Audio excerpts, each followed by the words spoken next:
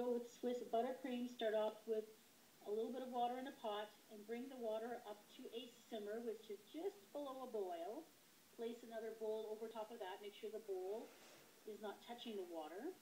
Then add some white granulated sugar and some egg whites together in the bowl, and then start to whisk it right away because you don't want those egg whites to cook. The amounts of sugar and egg white will depend on how much frosting you want to make. And in the description box below, there will be a link to a website where I found this recipe, and there's an indication about how much sugar and how many egg whites you're going to need depending on how much frosting you're going to need.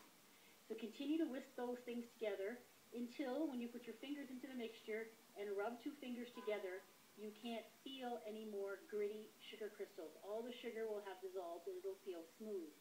Once that happens, take the bowl off the pot of water and then begin to mix with an electric mixer on high until the egg whites double in volume and you'll notice a change of color and it'll get very, very white.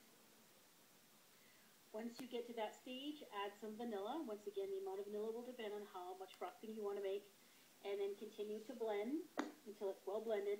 And then you're going to add the butter, because this is buttercream, of course. The butter has been softened, brought to room temperature, and you're going to add the butter in 2 or 3 additions, and then you're going to beat well after each addition until the frosting gets nice and fluffy and it starts to thicken up.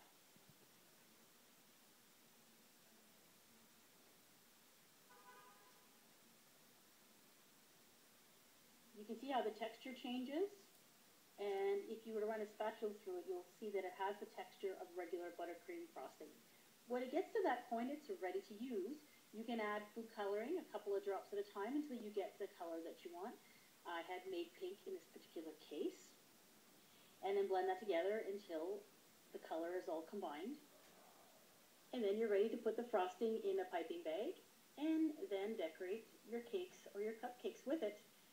The amount that I showed you on the screen when I was making this recipe was enough for about 5 or 6 cupcakes, and what I'll do is I'll put that in the description box if you're interested. The tip I'm using is a large open star tip, and it says Wilton 1M as in a Mary on the side of it.